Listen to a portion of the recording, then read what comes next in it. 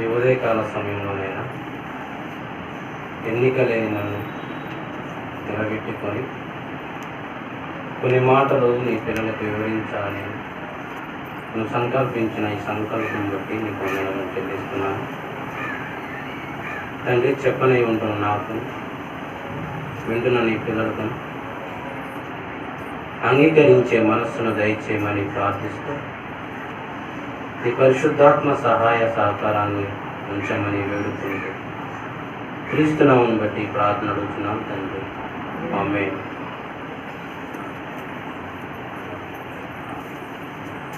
ప్రియమైన దేవుని వల్లరా, ఒక చిన్న పాఠాన్ని మనము ఈ సందర్భంలో ఆలోచన చేద్దాం. పాఠం పేరు ఒకటి. ఏమండి? పాఠం పేరు ఒకటి. ఇదేదో అంకెల పాఠం అని అనుకోకండి. మన కోసమే దేవుడు రాయించిన పాఠమే. ప్రియమైన దేవుని వల్లరా, ఇంతవరకు దైవజనుడు మన ఆత్మీయ తండ్రి అయిన జయశాలి పివి సుందరరావు గారు చెప్పిన మాటలు మనం విన్నాం. సంఘ సహవాసం, సంఘంలో పని, ఇవన్నీ కావాలని 70 ఏళ్ళైన ఆ వృద్ధుడు మన కోసం హెచ్చరిస్తున్నాడు. నిజంగా ప్రియమైన దేవుని వల్లరా, సంఘ సహవాసం అన్నది ఎంత ప్రాముఖ్యమో ఆ దైవజనుడు మనకు చెప్పాడు. ఇప్పుడు ఏమండి, ఎందుకు ఇంత ప్రాముఖ్యము? సంఘ సహవాసము ఎందుకు ఇంత ప్రాముఖ్యము? ఒకసారి మనం బైబిల్లోకి వెళ్ళి ఒక మాట ఈ సందర్భంలో మనం ఆలోచిస్తే, ఆదికాండము 5వ అధ్యాయము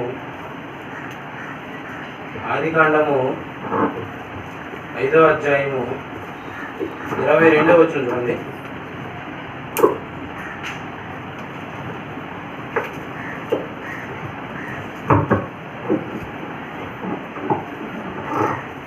ఆదికాండము 5వ అధ్యాయము 22వ వచనం చూడండి.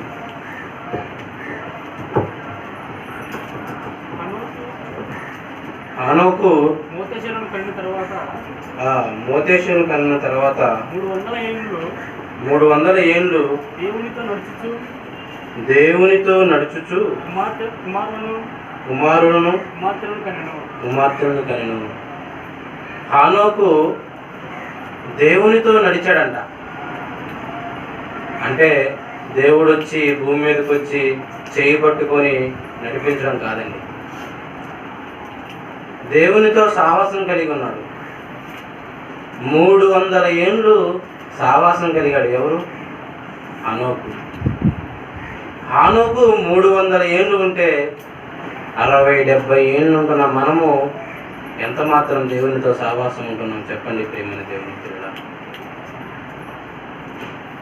300 ఏళ్ళు నిలకడగా ఏమాత్రం ప్రాబ్లం లేకుండా, కంప్లైంట్ లేకుండా దేవునితో సావాసం కలిగిన హనోకు నిండా 60-70 ఏళ్ళు ఉండవు మనకి. మన జీవితంలో మనం ఎన్నిసార్లు దేవునితో సావాసం కలిగి ఉన్నాం? ఆదివారం 1 గంట కూర్చొని, గురువారం 1 గంట కూర్చొని వెళ్ళిపోతున్నాం. అంటే 1 గంటే మన జీవితంలో మనము సావాసం కలిగి ఉన్నాం. కానీ 300 ఏళ్ళు సావాసం కలిగి ఉన్నాడని చెబుతున్నాడు కదా. నడిచాను అంటే అర్థమేంటి? దేవుని మాటల ప్రకారంగా నడిచాడండి హనోకు. అందుకే అతడు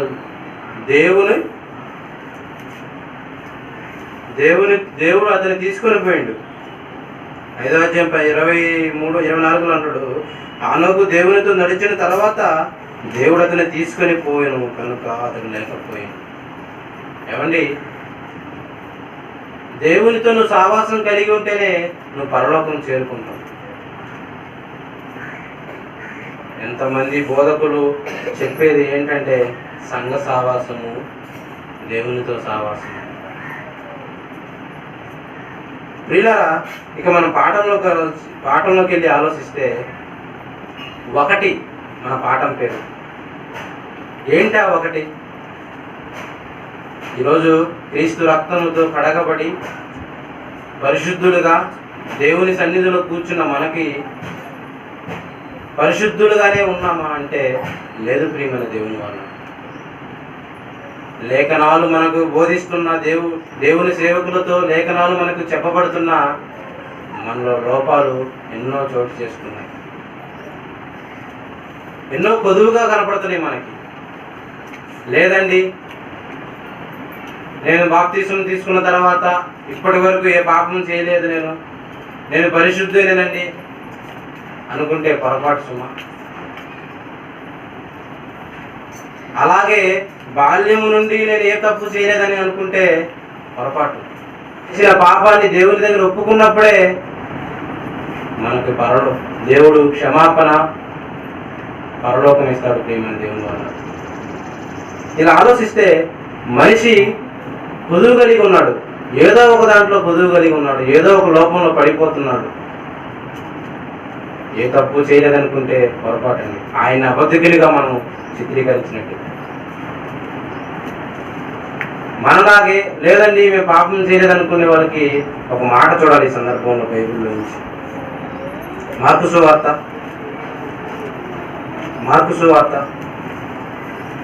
10వ అధ్యాయము, మార్కు సువార్త 10వ అధ్యాయము 17 నుంచి 22 వరకు చదువుదామండి. ఏ పాపము చేయకుండా ఉన్నాడని అపోహతో ఉన్న ఒక మనిషి మనకి ఈరోజు ఒక గుణపాఠం నేర్పుతున్నాడు చూడండి. మార్కు సువార్త 10వ అధ్యాయము 17వ వచనం.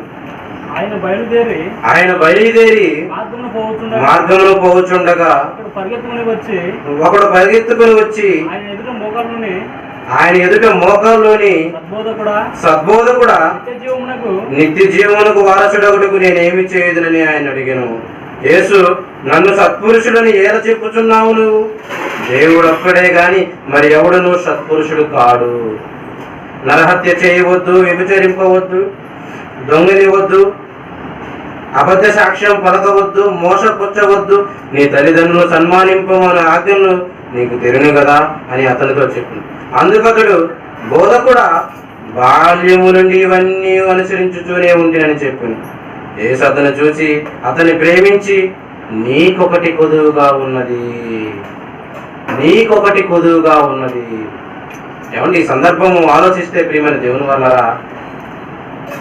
మార్గంలో పోతున్నప్పుడు ఒక ధనవంతుడు, మిగులు ఆస్తి గలవాడు, ఒక యవనస్తుడు వచ్చి, నేను నిత్య జీవనం పొందుటకు నాకు ఏం అర్హత కావాలి, ఏం చేయాలని అడిగాడు.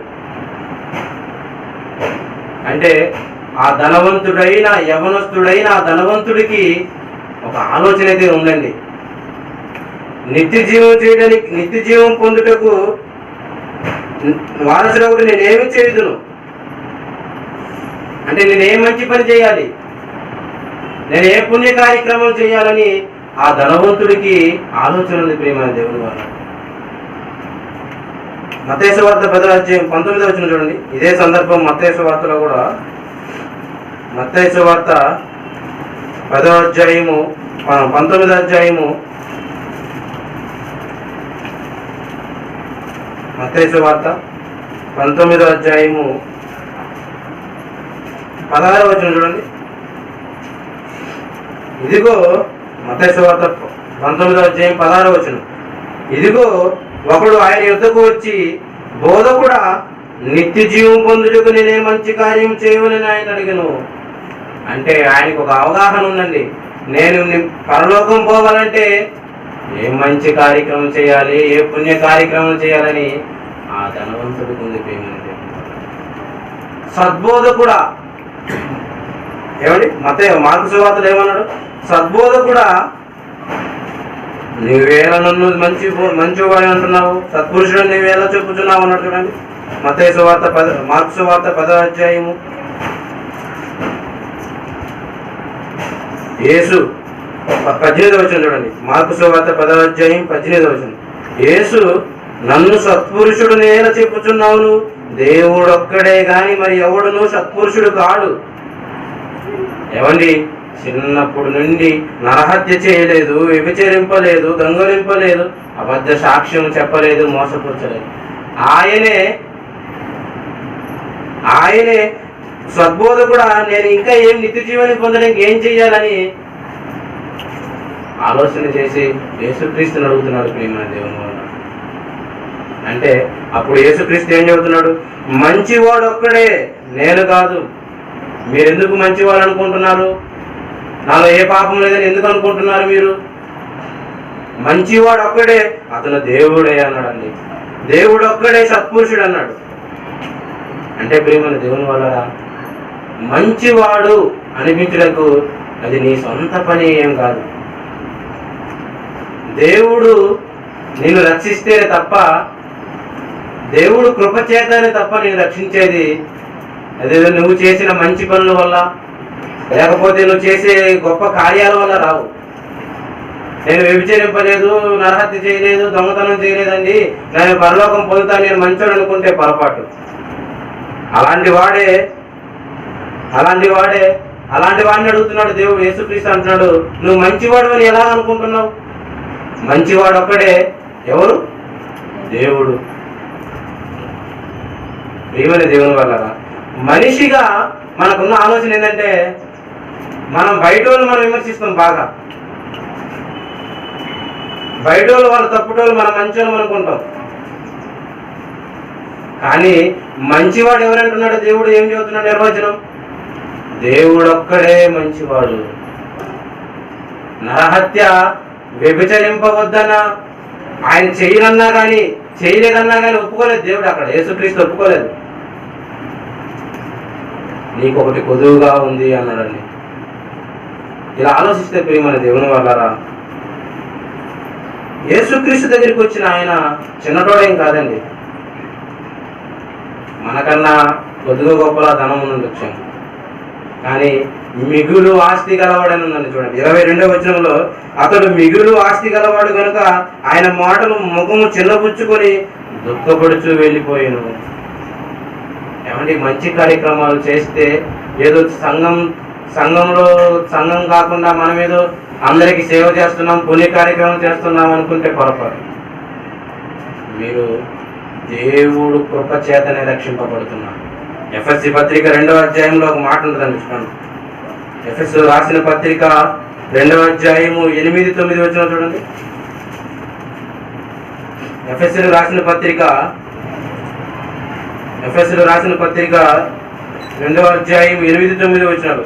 మీరు విశ్వాసము ద్వారా కృప చేతనే రక్షింపబడి ఉన్నారు. ఇది మీ వలన కలిగిన కాదు, దేవుని వరమే. దేవుడు నీ మీద కృప చూపిస్తేనే ఈరోజు నువ్వు నీతిమంతుడుగా, మంచివాడిగా నువ్వు తీర్చబడతావు. నీ సొంత కార్యక్రమాల వల్ల, నువ్వు చేసే పుణ్య కార్యక్రమాల వల్ల రాదు మంచితనం. దేవుడు కృప జరచాలి. మీరు విశ్వాసము ద్వారా కృప చేతనే రక్షింపబడ్డారు. అది మీ వల్ల కలిగిన కాదు, దేవుడు వరము. అది క్రియల వల్ల కలిగింది కాదు కనుక ఎవడును అతిశయపడ వీలు లేదు. నిత్య జీవనం పొందడానికి మంచి కార్యక్రమాలు ఏం కాదండి, దేవుని కృప ఉండాలి. మనం ఏమనుకుంటాము? బాప్తీసం తీసుకున్న తర్వాత మనం ఏ పాపము చేయలేదు, బాప్తీసం తీసుకున్న తర్వాత పరిశుద్ధులుగా ఉన్నామని మనం అనుకుంటాం. ఏ భేదము లేదు, అందరూ పాపము చేసి దేవుడు అనుగ్రహించు మహిమను పొందలేకపోతున్నారు. రోమపత్రిక 3:23లో ఏ భేదము లేదు. ఏమండి? ఏ భేదము లేదు, అందరూ పాపము చేస్తేనే, అందరూ పాపము చేసి దేవుడు అనుగ్రహించిన మహిమను పొందలేకపోతున్నారు. అంటే అందరూ పాపం చేశారని అర్థమే కదా. పాపం చేసిన వాళ్ళని ఎవరు రక్షించేది? నీ విశ్వాసమును బట్టి ఆయన కృప చేత నిన్ను రక్షిస్తాడు.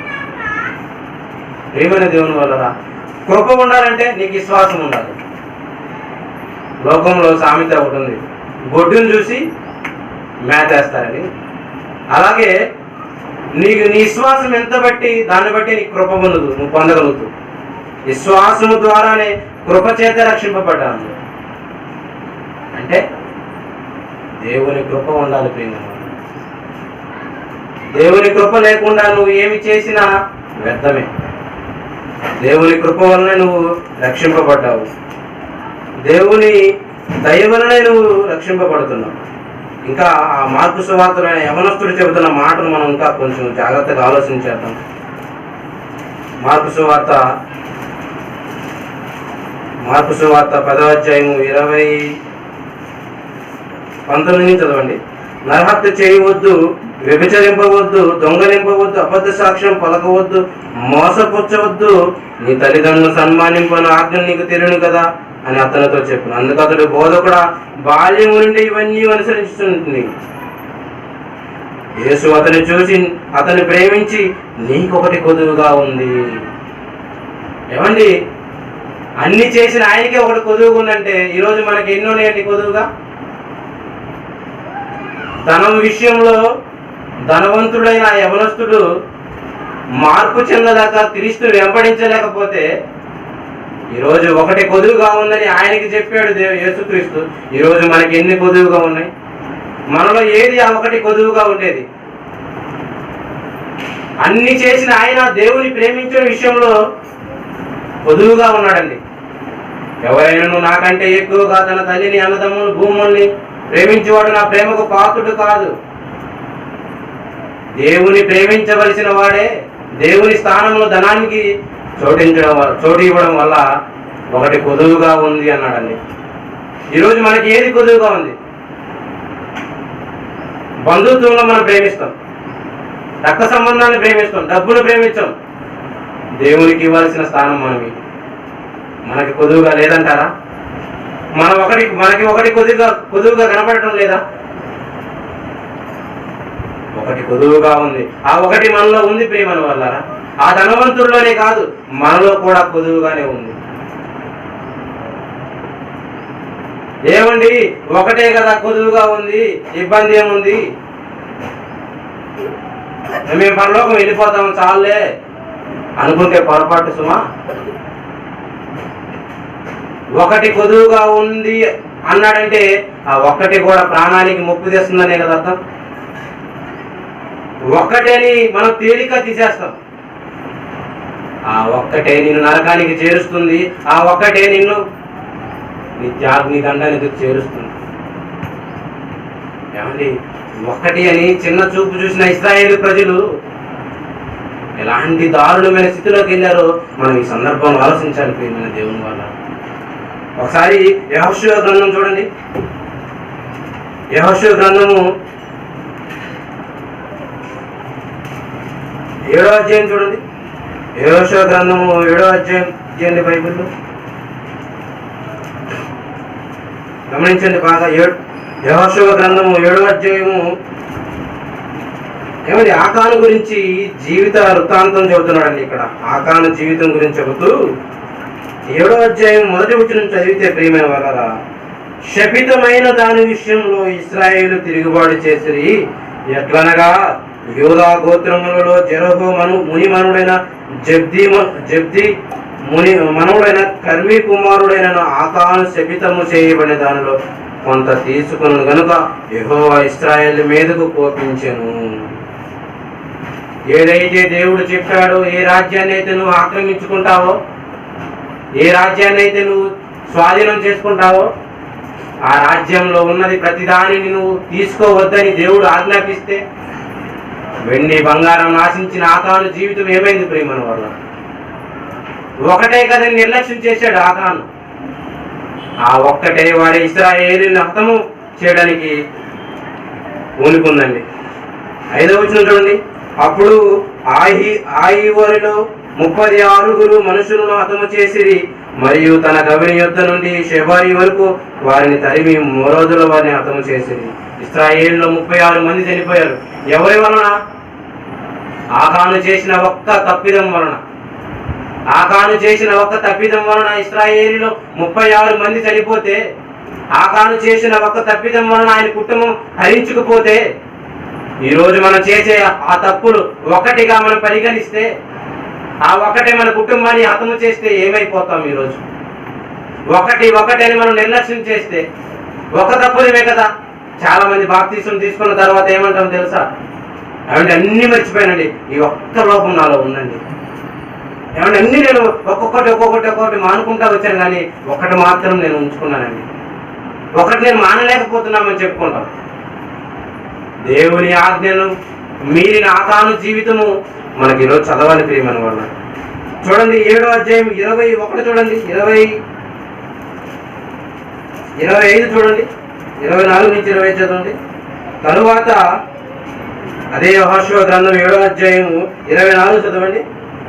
తరువాత యెహోషువయు ఇశ్రాయేలులందరూ జెరహు కుమారుడైన ఆకానును ఆయన కుమార్తెను ఎద్దులను గాడిదను మందను డేరాను వానికి కలిగిన సమస్తమును పట్టుకొని ఆ కోరులోనికి తీసుకొచ్చి, అప్పుడు యెహోషువ నీవేళ మమ్ము బాధించితివి, నేడు యెహోవా నిన్ను బాధపరిచినగా ఇశ్రాయేలులందరూ వారితో రాళ్లతో కొట్టి చంపిరి, సావగొట్టిరి. ఏమండి, వారి కుటుంబాన్ని, వారి ఎడ్లను, వారి సంసారాన్ని, వారి ఆస్తులను మొత్తాన్ని తీసేశాడు. ఎందుకు తీసేశాడు అనుకున్నావు తెలుసా? ఆకాను చేసిన ఒక తప్పిదం అండి. ఆకాను చేసిన ఒక తప్పిదం ప్రియమని 13వ వచనం చూడండి ఆ తప్పిదం. అందుకే 11వ వచనం చూడండి, అదే 7వ అధ్యాయం 11వ వచనం చూడండి. ఇశ్రాయేలీయులు పాపం చేసి ఉన్నారు, నేను వారితో చేసిన నిబంధన వారి మీరి ఉన్నారు. శపితమైన దానిని కొంత తీసుకుని దొంగలు బొంకి తమ సామాన్లు దాచుకుని ఉన్నారు. కాబట్టి ఇశ్రాయేలు శాపగ్రస్తులై తమ ఎదుట నిలవలేక తన శత్రువులు వెనుక తిరిగిరి. శాపగ్రస్తులైన వారు మీ మధ్య నుండకుండా వారిని నిర్మూలన చేసితేనే తప్ప నేను మీకు తోడై ఉండను. ఈరోజు దేవుడు నీ కుటుంబంతో ఉండాలంటే నీలో ఉన్న శపితమైనది ఒకటి ఉంది. అది పాపమా, ద్వేషమా, అసూయ, మత్సరమా, కోపమా, ఏముందో ఒకటి మీరు ఆలోచించండి. ఏముందో ఒక్కసారి ఆలోచించండి. ఎన్ని లోపాలు మనలో చొచ్చుకుపోతున్నాయి రోజు రోజుకి, ఎన్ని పాపాలకు మనం ఒడిగడుతున్నాం ఆలోచించండి ప్రియమైన దేవుని వల్ల. ఒక్కటే శపితమైన ఉంటే నీ కుటుంబాన్ని నాశనం చేస్తాడు. దేవుడు కోపాగ్నికి నువ్వు గురవుతావు. మరి ఆ ఒకటి, ఆ శాపము, ఆ పాపము నీలో ఉందేమో జాగ్రత్త. ఆ శాపము లేకుండా నీ కుటుంబాన్ని కాపాడుకోవాలంటే దేవుడు చెప్పిన ప్రతి మాటను మీరు గమనించాలి, దాని ప్రకారం మీరు జీవించాలి.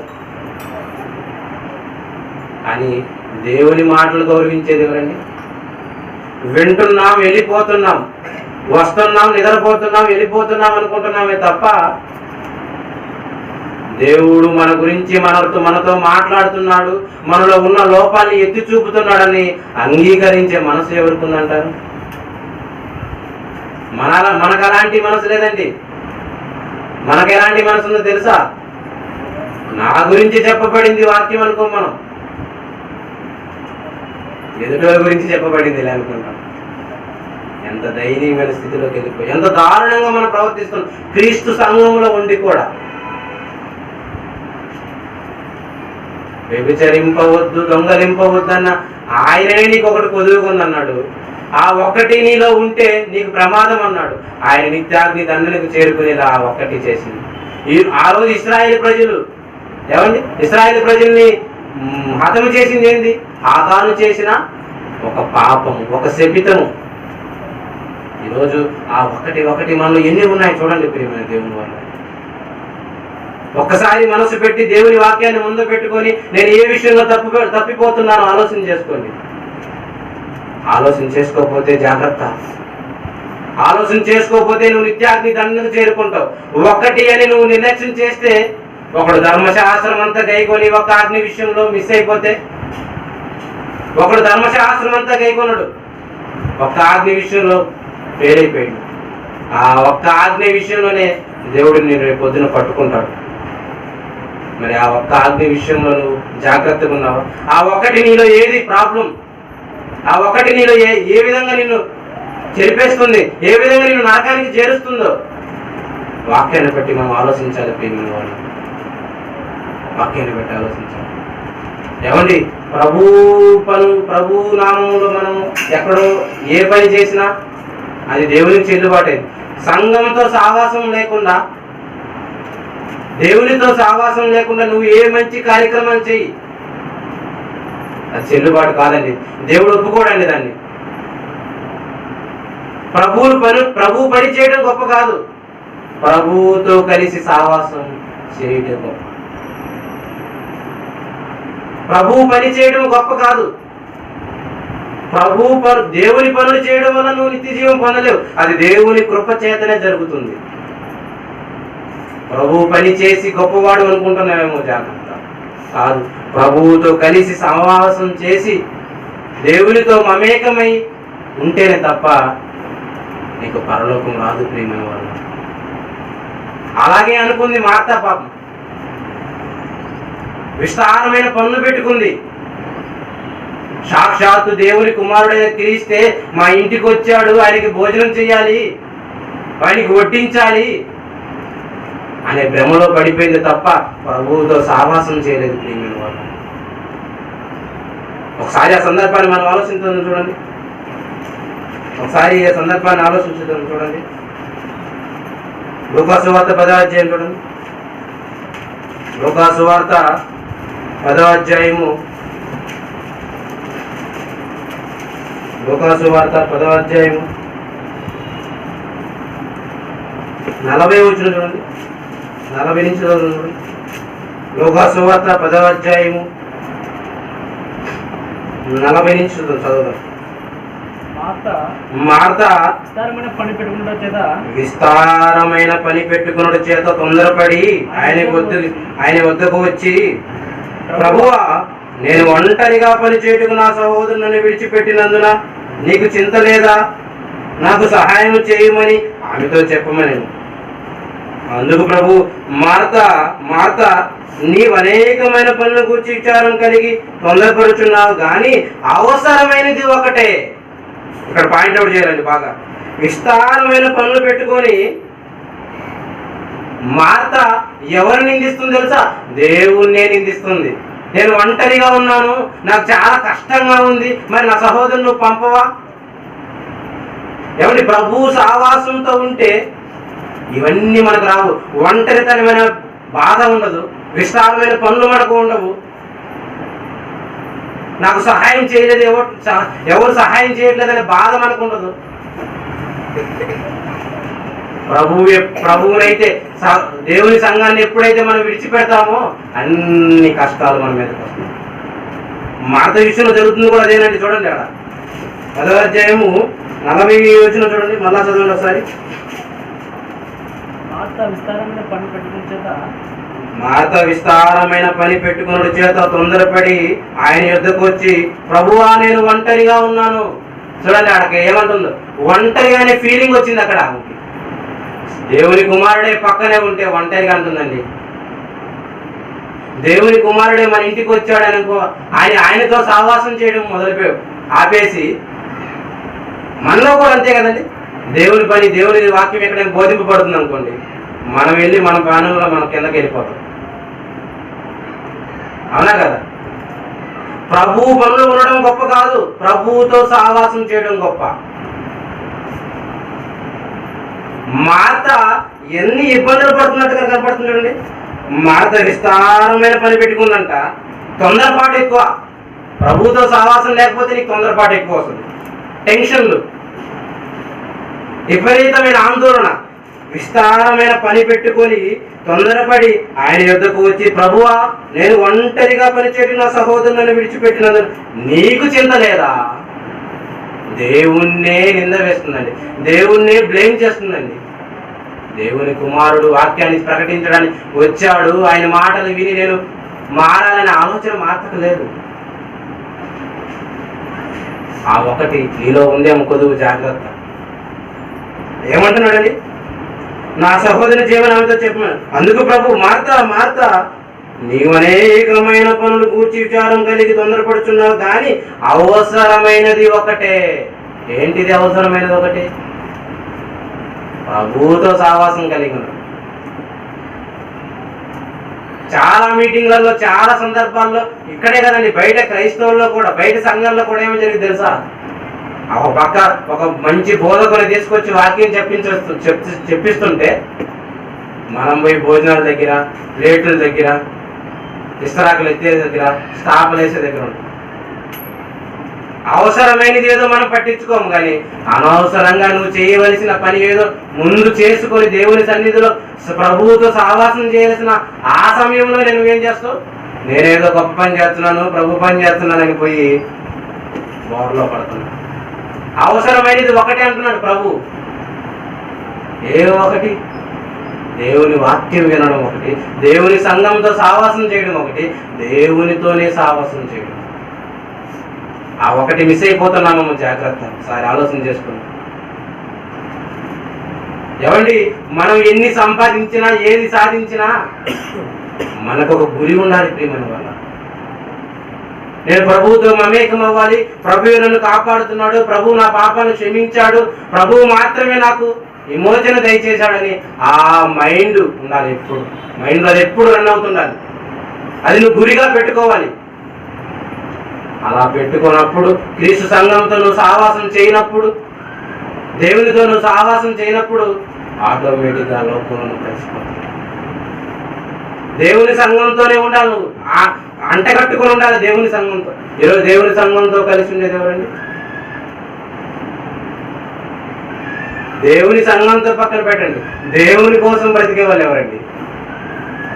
దేవుని ఇష్టం. దేవుడు ఒక మాట చెప్పాడు, నా పాపాన్ని క్షమించాడు, మరి నాకు పరలోకం ఇస్తానన్నాడు, మరి ఆయన సంఘంతో నేను ఉండాలి కదా అనుకునే వాళ్ళు ఎంతమంది? అన్ని విషయంలో మనం జాగ్రత్తగా ఉంటాం, అన్ని విషయంలో మనం పర్ఫెక్ట్గా ఉంటాం. మన కుటుంబ సభ్యులకి ఏదైనా ఖర్చు పెట్టాలంటే చాలా ఖర్చు పెడతాం. మన బంధువులకి ఏదైనా చేయాలంటే చాలా విధంగా ఎన్ని కష్టాలని ఎంత దూరమైన పోయి మనం చేస్తాం. కానీ దేవుని సంఘానికి రావాలంటే బాగా, దేవుని పనికి మనం డబ్బులు ఇవ్వాలంటే మన కొండను గీకినట్టు గీకాల. ఇవ్వండి అయ్యా, ఇవ్వండి అయ్యా. ఏదైనా మీటింగ్ పెట్టించాను అనుకోండి, మనస్ఫూర్తిగా దేవునికి నేను ఇవ్వాలి అనుకునే వాళ్ళు ఎంతమంది అండి?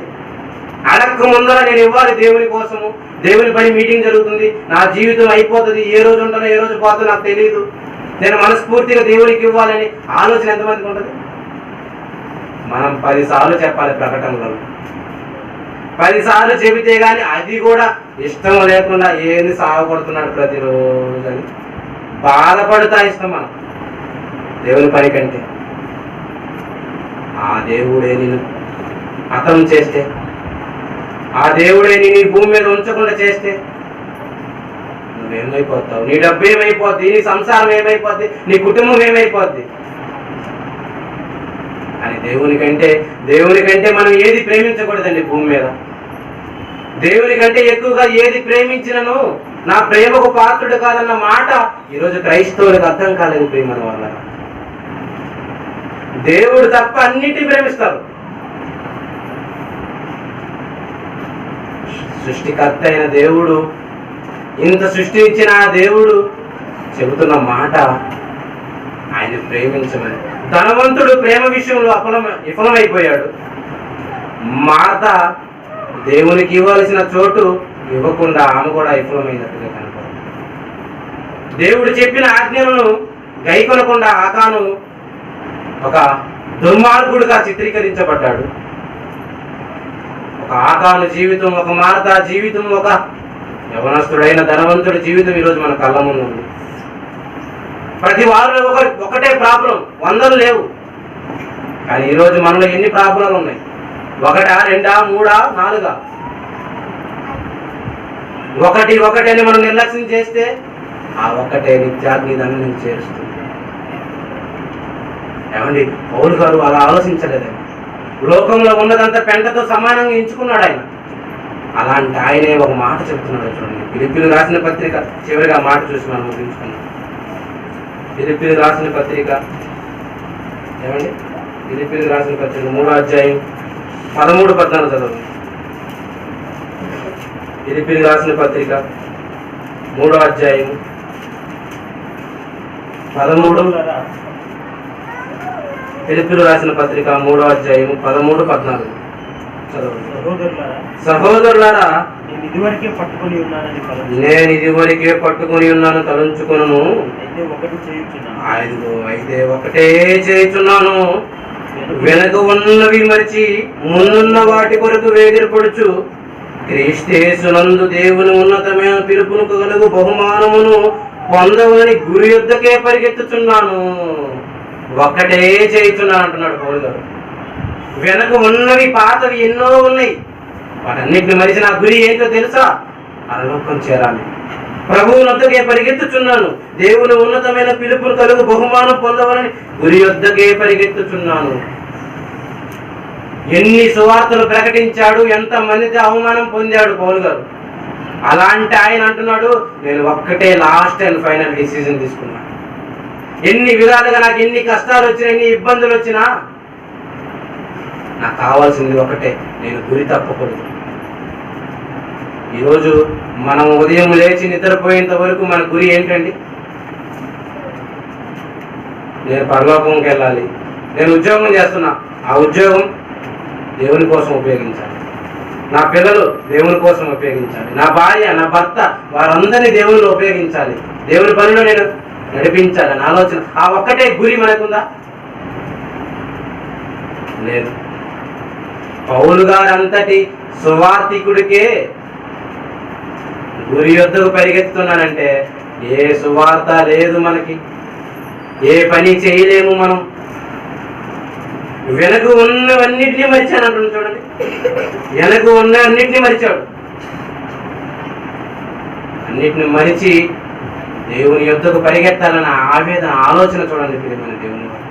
ఒకటే చేయుచున్నాను నేను. ఈరోజు ఆ ఒకటి మనలో ఉందంటారా? దేవుని యొద్దకు పరిగెత్తే ఆ గురి మన దగ్గర ఉందంటారా? లేదు. మనం ఎప్పుడు మన కుటుంబం దగ్గర ఉండాలి, మనం ఎప్పుడు మన బాధలు చూసుకోవాలి.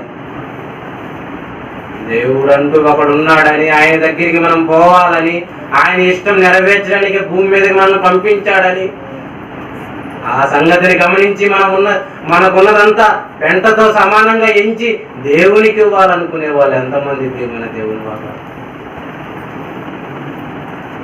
దేవుడు చెబుతున్న మాట, నువ్వు గురి ఎద్దుకే పరిగెత్తాలి. పిలుపు రాష్ట్ర పత్రికలో ఆయన అంటున్న మాట, నువ్వు గురి ఎద్దుకే పరిగెత్తు. ఏమని? ఆయన గురి ఎద్దుకు పరిగెత్తుతున్నాడు కాబట్టి ఈరోజు మనకు హెచ్చరిస్తున్నాడు. అలాంటి మహనీయుడు మనకు హెచ్చరిస్తున్న మాటలు మనం అంగీకరించే మనసు మనకు ఉందంటారు. ఎందరో చెబుతున్నారు, వాక్యాలు చెప్పి వెళ్ళిపోతున్నారు, మాకెందుకండి? ఏదో నామకార్థక వేషధారణ క్రైస్తవులాగా బ్రతికి వెళ్ళిపోమంటే వెళ్ళిపోతాం, కానీ ఈ గురేంటి, ఒకటి చేయటం ఏంటి, సువార్తను ప్రకటించడం ఏంటి, సంఘ సావాసంతో మనం ఎప్పుడు మమేకం అవడం ఏంటి, ఈ విషయాలు మాకు పట్టనే పట్టవంటారు. ఆలోచన చేయాలి ప్రియమైన దేవుని వల్ల. మనం గురి యొద్దకు పరిగెత్తాలి. చివరిగా నువ్వు ఎంత సంపాదించినా, ఏమి సాధించినా ఎక్కడికి పోవాలండి? మనం అందరం ఎక్కడికి పోవాలి? మనం ధనవంతుడికి ఏం ఆశ ఉంది తెలుసా? పరలోకం పొందాలని ఆశ ఉంది, నిత్య జీవనం పొందాలని ఆశ అయితే ఉంది, కానీ అలా బతకలేకపోయాం. మనం కూడా వాక్యాలు వింటాము, ప్రభువు దగ్గరికి వస్తాము, కానీ పరిశుద్ధంగా బతకటంలో విఫలమైపోతున్నాం.